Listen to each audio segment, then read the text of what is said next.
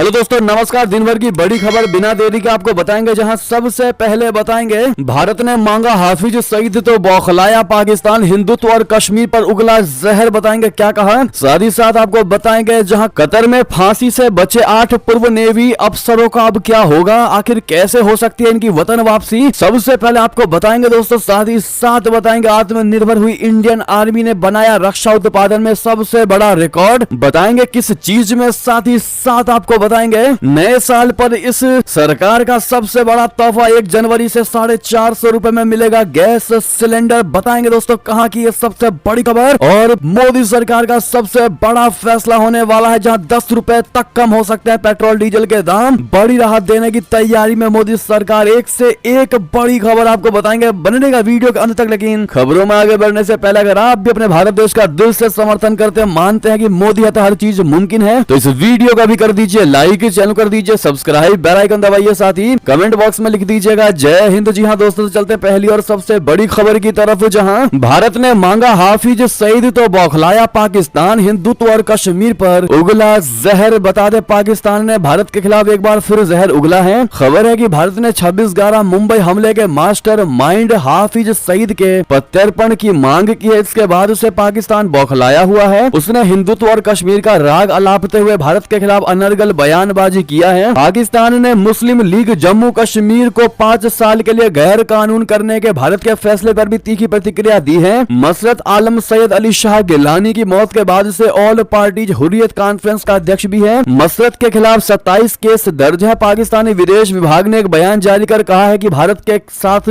संबंधों में कोई बड़ा विकास नहीं हुआ है। उसने मोदी सरकार पर कट्टर हिंदुत्व का एजेंडा लागू करने का आरोप भी लगा दिया है। पाकिस्तानी प्रवक्ता ने आरोप लगाया कि भारत इस क्षेत्र में अपनी मनमानी कर रहा है और सामान्य द्विपक्षीय संबंधों के विकास में बाधाएं पैदा करता है। प्रवक्ता ने कश्मीर राग अलापते हुए कहा कि पाकिस्तान का लगातार कहना है कि जम्मू कश्मीर के मुख्य मुद्दे के समाधान तक द्विपक्षीय संबंध पूरी तरह से सामान्य नहीं हो सकते हैं। पाकिस्तान ने मुस्लिम लीग जम्मू कश्मीर को गैर कानूनी घोषित करने के भारत के फैसले की भी निंदा की है। जी हाँ, पाकिस्तानी मीडिया रिपोर्ट में दावा किया गया है कि भारत ने आधिकारिक तौर पर लश्कर तैयबा सरगना हाफिज सईद के प्रत्यर्पण की मांग की। इसे लेकर भारत ने पाकिस्तान के विदेश मंत्रालय में एक औपचारिक आवेदन भी दिया है। दोस्तों, पाकिस्तानी विश्लेषक और वरिष्ठ पत्रकार एजाज सईद ने कहा कि इस बात की कोई संभावना नहीं है कि चुनाव के ठीक पहले पाकिस्तान हाफिज सईद को प्रत्यर्पित करने का कोई कदम उठाएगा। उन्होंने दावा किया कि हाफिज सईद इस समय जेल में बंद है। अगर हाफिज सईद को भारत भेजा गया तो इसका असर पाकिस्तान के चुनाव पर पड़ सकता है। हाफिज सईद भारत के मोस्ट वांटेड लिस्ट में शामिल है। हालांकि इस प्रत्यर्पण वाली बात पर भारत और पाकिस्तान ने आधिकारिक तौर पर अभी कुछ कहा नहीं है। वैसे में दोस्तों, क्या आप लोग भी चाहते हैं कि हाफिज सईद को भारत बुला करके उसको कड़ी से कड़ी सजा देनी चाहिए? दोस्तों कमेंट में मोदी हर चीज मुमकिन है कहना मत भूलिएगा। अगली खबर की बात करें, जहां कतर में फांसी से बचे 8 पूर्व नेवी अफसरों का अब क्या होगा, आखिर कैसे होगी उनकी वतन वापसी। 8 भारतीयों के सामने अब क्या है लीगल ऑप्शन। कतर में मौत की सजा कम होने के बाद अब क्या है विकल्प, आपको बता दें। खाड़ी देश कतर में कथित तौर पर जासूसी के आरोप में जेल में बंद भारतीय नौसेना के 8 पूर्व अधिकारियों की फांसी की सजा पर गुरुवार को रोक लगा दी गई है। कतर की एक अपील कोर्ट के आदेश के मुताबिक भारतीय कैदियों की मौत की सजा कम कर दी गई है। अब इन भारतीय कैदियों को जेल में रहना होगा। इन सबको कतर की जेल में कितने समय तक रहना होगा जैसे सवालों पर अपील कोर्ट बाद में विस्तार से फैसला करेगा। भारतीय विदेश मंत्रालय ने इस कूटनीतिक कामयाबी की पुष्टि की है। 26 अक्टूबर 2023 को इंडियन नेवी के 8 पूर्व अफसरों को कतर की कोर्ट ने मौत की सजा सुनाई थी। कतर में जारी कानूनी मामले को लेकर विदेश मंत्रालय ने बताया कि मंत्रालय के अधिकारी और लीगल टीम भारतीय कैदियों के परिवारों के संपर्क में है। पीड़ितों को भारत की ओर से कानूनी सहायता दी जा रही है। हम कतर के प्रशासनिक अधिकारियों के सामने इस काफी संवेदनशील मामले को उठाते रहेंगे। फिलहाल इस पर ज्यादा टिप्पणी करना ठीक नहीं रहेगा। आपको बता दें कि भारत और कतर के बीच 2 दिसंबर 2014 की एक संधि हुई थी। इस संधि के तहत भारत और कतर दोनों देश एक दूसरे के जेलों में बंद नागरिकों को अपनी बाकी बची सजा काटने के लिए उनके देश भेज सकेंगे। संभावना जताई जा रही है कि पूर्व भारतीय नौसैनिकों के मामले में भी ऐसा देखने को मिल सकता है। अगर उनको जेल में ही रखना होगा दोस्तों तो भारत वापस लाया जा सकता है ताकि वो भारत के जेल में रह सके। भारतीय नौसेना के ये 8 पूर्व ऑफिसर पिछले साल अगस्त से ही कतर के जेल में बंद हैं। बहरहाल दोस्तों, अब होगा क्या फैसला लेगा वहां का कोर्ट, वो तो देखने वाली बात रहेगी। लेकिन दोस्तों, किसने ये सोचा था कि प्रधानमंत्री नरेंद्र मोदी जी के एक फोन कॉल पर या मोदी जी के छत्र छाया में ये 8 पूर्व नेवी अफसरों को पूरे तरीके से फांसी से बचा लिया जाएगा। अगर आपको पहले से ये लगता था कि इनको बचा लिया जाएगा भारतीय मोदी सरकार के द्वारा तो अपनी राय अवश्य दीजिएगा। आपको याद दिला दें कि पीएम मोदी की कतर के आमिर से एक मुलाकात और पूर्व भारतीय नौसैनिकों की मौत की सजा अचानक कम। क्योंकि दोस्तों कतर ने पीएम मोदी और शेख तमीम बिन हमद अल थानी की मुलाकात के तुरंत बाद भारत को पूर्व नौसैनिकों से मिलने के लिए दूसरी बार कांसुलर एक्सेस दे दिया था। तभी संभावना जताई गई थी कि कतर इस मामले को लेकर अब नरम रुख दिखा रहा है। बहरहाल दोस्तों लॉन्ग लिव मोदी जी कहना आप लोग मत भूलिएगा। अगली खबर की बात करें, जहां आत्मनिर्भर हुई इंडियन आर्मी ने बनाया रक्षा उत्पादन में सबसे बड़ा रिकॉर्ड। 85 देशों को हथियार बेचने वाला देश बना अपना भारत। जी हां, भारतीय सेना के लिहाज से वर्ष 2023 काफी उपलब्धियों भरा रहा है। इस दौरान रक्षा क्षेत्र में आत्मनिर्भर होने के साथ ही भारत ने निर्यात में भी बड़ा रिकॉर्ड बनाया है। प्रधानमंत्री नरेंद्र मोदी के नेतृत्व में सेना INS विक्रांत जैसे दुनिया के घातक युद्धपोत, तेजस और राफेल जैसे विध्वंसक लड़ाकू विमानों और परमाणु पनडुब्बियों से लैस हुई है। भारत ने कई परमाणु मिसाइलों का भी परीक्षण किया। भारतीय रक्षा अनुसंधान संगठन और अन्य रक्षा उत्पादन कंपनियों ने 2023 में डिफेंस उपकरणों के उत्पादन में भी बड़ा रिकॉर्ड बनाया। इसके साथ ही भारत 85 देशों को हथियार बेचने वाला देश बन गया है। रक्षा मंत्रालय के आंकड़ों के अनुसार 2023 भारतीय सेना के लिए एक महत्वपूर्ण वर्ष है। पीएम मोदी के नेतृत्व वाली सरकार ने मजबूत, सुरक्षित, आत्मनिर्भर और समावेशी भारत के दृष्टिकोण को साकार करने की दिशा में बड़ी प्रगति की है। रिकॉर्ड रक्षा निर्यात, सर्वकालिक उच्च उत्पादन और सकारात्मक स्वदेशीकरण सूची में वस्तुओं की संख्या में वृद्धि भारत को वैश्विक विनिर्माण केंद्र बनाने के लिए सरकार की अटूट प्रतिबद्धता का प्रमाण है। जी हाँ, ऐसे में दोस्तों कौन कौन मानता है कि अपना भारत 2023 में कम से कम 80% आत्मनिर्भर हो चुका था। अगली खबर की बात करें, जहां यूएई के पहले हिंदू मंदिर के उद्घाटन समारोह में शामिल होंगे प्रधानमंत्री नरेंद्र मोदी जी। अगले साल 14 फरवरी को होगा ये कार्यक्रम। बता दें संयुक्त अरब अमीरात की राजधानी अबू धाबी में पहला हिंदू मंदिर बनकर तैयार हो गया है। मंदिर का उद्घाटन 14 फरवरी 2023 को तय किया गया है। BAPS के स्वामी ईश्वर चरण दास और स्वामी ब्रह्म विहारी दास के साथ मौजूद शिष्टमंडल ने उद्घाटन समारोह के लिए पीएम मोदी को आमंत्रित किया है, जिसे उन्होंने स्वीकार कर लिया है। इस दौरान पीएम मोदी ने कहा कि ये एक ऐतिहासिक क्षण होगा। मंदिर अबू धाबी में अल वाकवा नाम की जगह पर 20,000 वर्ग मीटर की जमीन पर बना है। हाईवे से सटा अल वाकवा अबू धाबी से तकरीबन 30 मिनट की दूरी पर है। बता दें कि भारतीय दूतावास के आंकड़ों के मुताबिक यूएई में तकरीबन 26 लाख भारतीय रहते हैं, जो वहां की आबादी का लगभग 30% हिस्सा है। मंदिर में नक्काशी के माध्यम से प्रामाणिक प्राचीन कला और वास्तुकला को पुनर्जीवित किया गया है। मंदिर प्रबंधन के एक प्रवक्ता अशोक कोटेचा ने बताया कि मास्टर प्लान के डिजाइन को 2020 की शुरुआत में पूरा किया गया था। बहरहाल जय श्री राम आप लोग कमेंट में जरूर कहिएगा, जय श्री राम। एक और खबर की बात करें, जहां नवाज शरीफ प्रधानमंत्री पद के लिए उम्मीदवार हुए घोषित। 2 सीटों से लड़ेंगे चुनाव। जी हां, पाकिस्तान मुस्लिम लीग ने आज पाकिस्तान के पूर्व प्रधानमंत्री नवाज शरीफ को आगामी आम चुनाव के लिए सर्वसम्मति से प्रधानमंत्री पद का उम्मीदवार घोषित किया। भ्रष्टाचार के आरोपों से सजा से बचने के लिए श्री शरीफ लंदन में 4 साल के आत्मनिर्वासन के बाद अक्टूबर में पाकिस्तान लौट आए। अपील पर नवाज शरीफ सजा पर रोक लगी, जिससे वो 8 फरवरी को होने वाले संसदीय चुनाव में भाग लेने के पात्र हो गए। शरीफ ने पाकिस्तानी तहरीक इंसाफ के दिग्गज डॉक्टर यास्मीन राशिद और 22 अन्य उम्मीदवारों के खिलाफ नेशनल असेंबली 130 लाहौर से अपना नामांकन दाखिल किया। शरीफ ने नेशनल असेंबली 15 मनसेहरा के लिए भी नामांकन पत्र दाखिल किया है। निर्वाचन आयोग ने शरीफ के नामांकन पत्र को मंजूरी भी दे दी है। अगली खबर बता दें, पाकिस्तान को नरेंद्र मोदी जैसे नेता की है जरूरत। जी हां दोस्तों, ये हम नहीं बल्कि पाकिस्तान में हिंदू होने और चुनाव जीतने पर सवीरा प्रकाश का सबसे बड़ा बयान। दोस्तों और क्या कहा बता दें, पाकिस्तान में अगले साल 8 फरवरी को आम चुनाव होना है। इस चुनाव में पहली बार एक हिंदू महिला ने भी खैबर पख्तूनख्वा की एक सीट से नामांकन दाखिल किया है। इस प्रत्याशी का नाम सवीरा प्रकाश है। सवीरा प्रकाश के पिता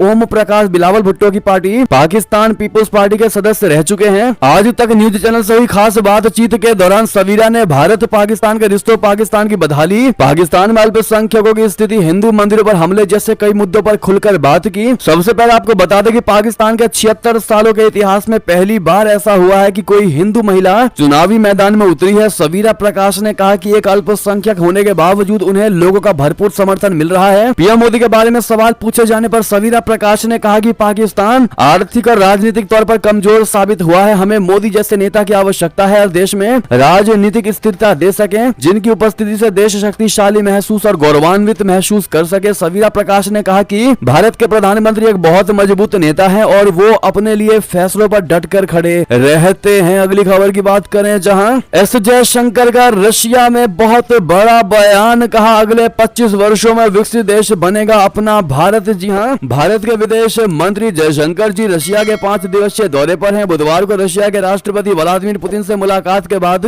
वे गुरुवार को भारतीय साहित्य, इतिहास, दर्शन आदि के विद्यार्थियों से मिले। इंटोलॉजिस्ट के साथ हुई बातचीत करते हुए विदेश मंत्री डॉक्टर जयशंकर ने कहा कि आज भारत की अर्थव्यवस्था $4 ट्रिलियन के करीब पहुंच रही है। भारत तेजी से डिजिटल होता जा रहा है। भारत की शिक्षा में भी ये परिवर्तन देखा जा सकता है। जयशंकर जी ने कहा कि भारत में पिछले 10 वर्षों से हर दिन 2 नए कॉलेज स्थापित हो रहे हैं। ये तेजी हर क्षेत्र में देखी जा सकती है। हमारा प्रयास है कि हम अगले 25 वर्षों में सफल हों और एक विकसित देश बने। अगली खबर की बात करें, जहां बांग्लादेश चुनाव को लेकर 2 खोमों में बट गए चीन, रूस, अमेरिका और भारत। अलग थलग पड़ गए बाइडन। दरअसल बांग्लादेश में अगले साल होने वाले आम चुनाव को लेकर चीन, अमेरिका, रशिया और भारत 2 खेमों में बट गए हैं। ये चौंकाने वाला है कि भारत और चीन एक ही खेमे में हैं। बांग्लादेश में चीन और अमेरिका दोनों का प्रभाव है। बांग्लादेश की प्रमुख विपक्षी पार्टी बीएनपी और जमात इस्लामी सरीखे पार्टियां आने वाले चुनाव को मानने से इनकार कर रहे हैं। उनका मानना है कि अगर शेख हसीना सरकार सत्ता में रहते हुए चुनाव कराती है तो वो चुनाव में अपने प्रभाव का इस्तेमाल करेगी। इसीलिए चुनाव से पहले एक अंतरिम सरकार बनाई जानी चाहिए। अमेरिका इन मांगों का समर्थन करता है। उसका कहना है कि लोकतंत्र और चुनावी प्रक्रिया में मजबूती लाया जाना चाहिए। अमेरिकी सरकार ने इसी साल मई में स्पेशल वीजा पॉलिसी का ऐलान किया था। तब अमेरिका ने कहा था कि उसकी नीयत वैसे बांग्लादेशी शख्सियतों को वीजा देने से रोकना है जो बांग्लादेश में चुनावी प्रक्रिया को कमजोर करना चाहते हैं और लोकतंत्र को खत्म करना चाहते हैं। लेकिन इसके बावजूद अमेरिका वैश्विक शक्तियों के गुट में अलग थलग पड़ गया है। जी हाँ, अगली खबर बता दें, F-15 विमान दिखाकर भारत को धमकाने चला था पाकिस्तान, खुल गई उसकी पोल। जी हाँ, पाकिस्तानी वायुसेना ने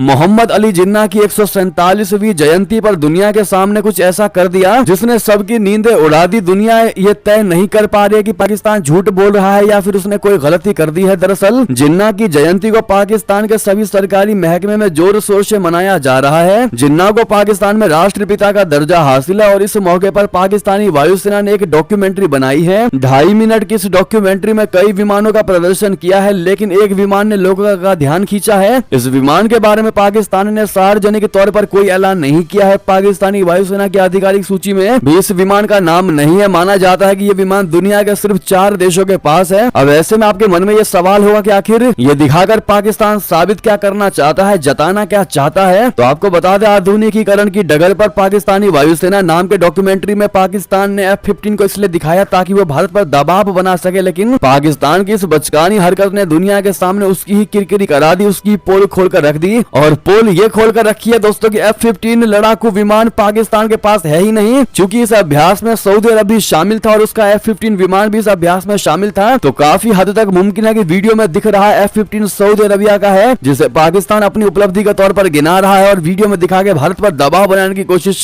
कर रहा है। वैसे में उसकी खुद पोल खुल गई है। पोल खुलना तो खैर है ही दोस्तों, लेकिन उसकी रियलिटी भी सबके सामने उजागर हो चुकी है कि पाकिस्तान दूसरों की चीजों को अपनी बताता है। अगली खबर की बात करें, जहां तालिबान संघ पाकिस्तान में अपना साम्राज्य खड़ा करना चाहता था, टीटीपी डर गई थी। मुनीर सेना बड़ा खुलासा। जी हाँ, पाकिस्तान की सेना पर खूनी हमले कर रहे टीटीपी आतंकी देश के कबायली इलाके फाटा पर अपना कब्जा करना चाहते हैं। खुद पाकिस्तान के एक अधिकारी ने इसका खुलासा किया है। पाकिस्तान ने तालिबानी विदेश मंत्री के उस दावे को भी खारिज किया जिसमें उन्होंने कहा था कि पाकिस्तान टीटीपी के साथ डील से अंतिम समय पर पीछे हट गया था। इससे पहले तालिबानी विदेश मंत्री आमिर खान मुस्तकी ने दावा किया था कि अगर पाकिस्तान फाटो को लेकर पीछे नहीं हटता तो साल 2022 में ही टीटीपी के साथ विवाद सुलझ जाता। दरअसल टीटीपी आतंकी फाटा पर कब्जा करके ठीक उसी रणनीति पर आगे बढ़ना चाहते हैं जिस पर चलकर तालिबान ने अफगानिस्तान पर कब्जा किया था। टीटीपी आतंकी पाकिस्तान की लोकतांत्रिक सरकार को हटाकर उसकी जगह पर शरिया कानून से शासित व्यवस्था लागू करना चाहते हैं। ये व्यवस्था ठीक उसी तरह से होगी जैसे तालिबान की है। इसी वजह से पाकिस्तान की सेना डर गई और उसने फाटा पर टीटीपी के शासन को मंजूरी नहीं दी। अगली खबर बता दें, मेलोडी का बड़ा असर भारत के हजारों वर्कर्स को जॉब देगा, इटली छात्रों की भी होगी बल्ले बल्ले। बता दें, यूरोप के प्रवेश द्वार इटली में भारतीयों के लिए दरवाजे खुल गए हैं। भारत और इटली ने हाल ही में प्रवासन और मोबिलिटी समझौता किया है। भारतीय कैबिनेट बुधवार को इस समझौते को मंजूरी दे दी। इटली के साथ हुए इस समझौते से जहां द्विपक्षीय समझौते मजबूत होंगे, वहीं अवैध तरीके से होने वाले प्रवासन पर भी रोक लगेगी। इस समझौते के तहत सीजन और गैर सीजन के लिए भारतीय वर्कर्स का कोटा निर्धारित किया गया है। गैर सीजनल वर्कर्स के लिए इटली ने साल 2023 के लिए 5000, साल 2024 के लिए 6000 और वर्ष 2025 के लिए 7000 का कोटा तय किया गया और इस समझौते से भारतीय स्टूडेंट्स को भी बड़ा फायदा होने जा रहा है। दोस्तों, गैर सीजनल वर्कर्स के लिए कुल रिजर्व कोटा 12,000 तय किया गया है। वहीं सीजनल वर्कर्स के लिए कुल कोटा 8,000 का तय किया गया है। अगली खबर बता दें, युद्ध के मैदान में मूर्छित यूक्रेन के लिए अमेरिका फिर बना हनुमान, जेलेंस्की को दी रक्षा पैकेज की आखिरी संजीवनी। बता दें, नाटो और यूरोपीय देशों से 90% मदद कम होने के बाद रशिया के साथ युद्ध में यूक्रेन की हालत खस्ता होने लगी है।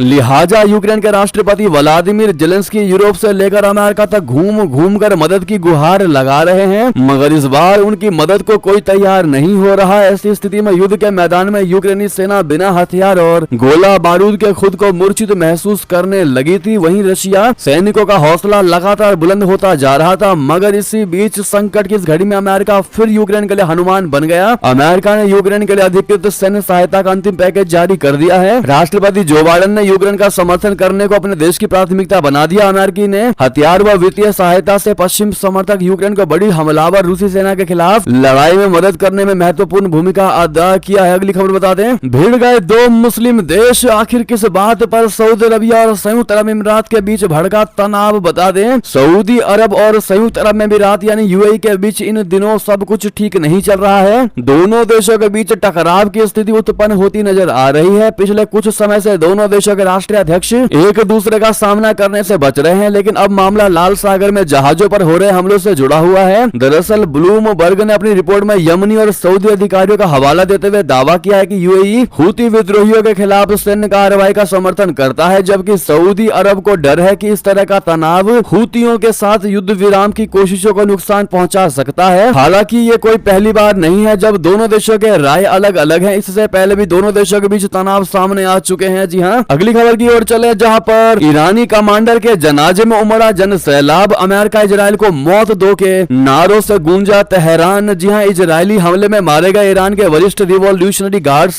कमांडर रजी मौसावी के अंतिम संस्कार में राजधानी तेहरान की सड़कों पर भारी भीड़ उमड़ पड़ी है। लोग हाथों में पीले झंडे थामे हैं और अमेरिका इजराइल के खिलाफ नारेबाजी कर रहे हैं। समाचार एजेंसी एएफपी के मुताबिक तेहरान के केंद्रीय इमाम हुसैन पर भीड़ ने इजराइल को मौत दो और अमेरिका को मौत दो के नारे लगाए। अगली खबर बता दें, अंजू ने खुद को बताया भारत की बेटी नसरुल्लाह पर कही ये बात, कहा मेरा पाकिस्तान जाने का नहीं है प्लान। जी हाँ, भारत से अपने फेसबुक वाले प्रेमी के लिए पाकिस्तान जाने वाली अंजू इस समय इंटरव्यू दे रही है। वो लगातार सुर्खियों में बनी है। अंजू ने टीवी चैनल को दिए इंटरव्यू में अपने पाकिस्तान जाने और नसरुल्लाह से मुलाकात का पूरा किस्सा बयां किया। अंजू ने कहा कि अरविंद के साथ शादी के बाद से ही रिश्ते सही नहीं थे। 15 साल उन्होंने बहुत कुछ सहा और एडजस्ट करने की कोशिश की। अंजू ने कहा कि आज उनके घर वालों और दोस्तों सभी ने साथ छोड़ दिया है, कोई भी उनकी आज अच्छाई नहीं देख रहा क्योंकि वो पाकिस्तान चली गई थी। उन्होंने कहा कि आज तक वो एक आज्ञाकारी बेटी की तरह रही, पहली बार उन्होंने दिल की आवाज सुनी और ये रिस्क लिया। लेकिन अब उन्होंने कहा कि मैं पाकिस्तान नहीं जाने वाली, मेरा कोई पाकिस्तान जाने का प्लान नहीं है, मैं भारत की बेटी हूँ, मैं गलत नहीं हूँ। अगली खबर की बात करें, जहाँ 26 जनवरी को फिर ट्रैक्टर परेड निकालेंगे किसान, आखिर क्या है प्लान बता दें। किसानों का संगठन संयुक्त किसान मोर्चा गणतंत्र दिवस पर देश भर के करीब 500 जिलों में ट्रैक्टर परेड आयोजित करेगा। एसकेएम ने बृहस्पतिवार को एक आधिकारिक बयान में जानकारी दी। एसकेएम ने कहा कि राष्ट्रीय राजधानी में ट्रैक्टर परेड औपचारिक गणतंत्र दिवस परेड समारोह के समापन के बाद आयोजित की जाएगी।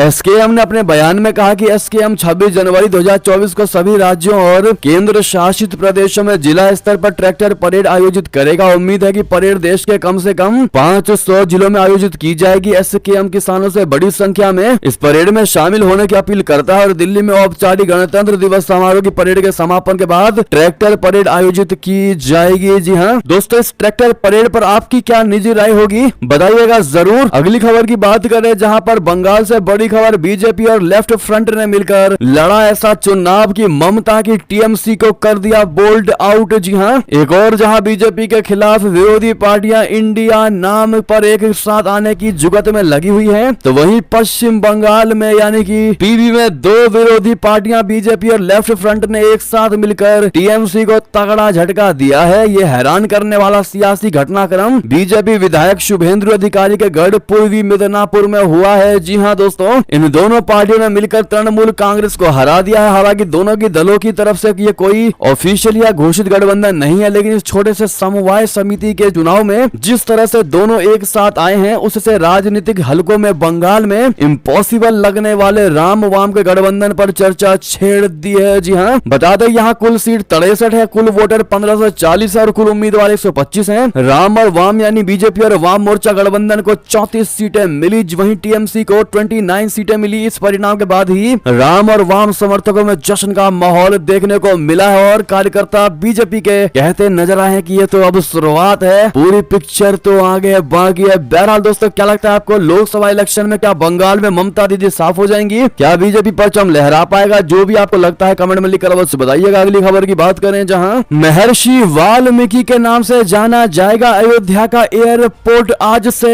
यानी कल शाम से ही बदल दिया गया उसका नाम। जी, अयोध्या में नए एयरपोर्ट के नाम का ऐलान कर दिया गया है। अयोध्या में नए हवाई अड्डे का नाम महर्षि वाल्मीकि अंतर्राष्ट्रीय हवाई अड्डा अयोध्या धाम होगा। 27 दिसंबर यानी बुधवार को अयोध्या के रेलवे स्टेशन का नाम भी बदला गया है। अब से अयोध्या के रेलवे स्टेशन को अयोध्या धाम के नाम से जाना जाएगा और अब एयरपोर्ट का नाम भी दोस्तों क्लियर हो गया है, वाल्मीकि इंटरनेशनल एयरपोर्ट अब इसका नाम हो गया है। बहरहाल दोस्तों, क्या ये नाम आपको पसंद आया? कमेंट में लिखकर अवश्य बताइएगा। अगली खबर की बात करें, जहां अयोध्या से खबर, प्राण प्रतिष्ठा में पीएम मोदी जी, मोहन भागवत और ये 3 लोग गर्भगृह में रहेंगे मौजूद। दरअसल अयोध्या के श्री राम मंदिर का उद्घाटन अगले 22 जनवरी को होना है, जैसा कि आप सभी को पता है। इसी दिन रामलला के प्राण प्रतिष्ठा का कार्यक्रम भी है। रामलला के प्राण प्रतिष्ठा की पूजा पूरे विधि विधान से की जाएगी। प्राण प्रतिष्ठा के समय भगवान श्री राम की मूर्ति की आंखों में पट्टी बांधी जाएगी। जब भगवान श्री राम की मूर्ति की आंखों से पट्टी हटाई जाएगी, उस समय गर्भगृह में प्रधानमंत्री नरेंद्र मोदी जी होंगे। पीएम मोदी के अलावा इस दौरान गर्भगृह संघ प्रमुख मोहन भागवत, मुख्यमंत्री योगी आदित्यनाथ जी, राज्यपाल आनंदीबेन पटेल और एक मुख्य आचार्य मौजूद रहेंगे। प्राण प्रतिष्ठा के पूजन को लेकर आचार्यों की टीमें बनाई गई है। पहली टीम स्वामी गोविंद देव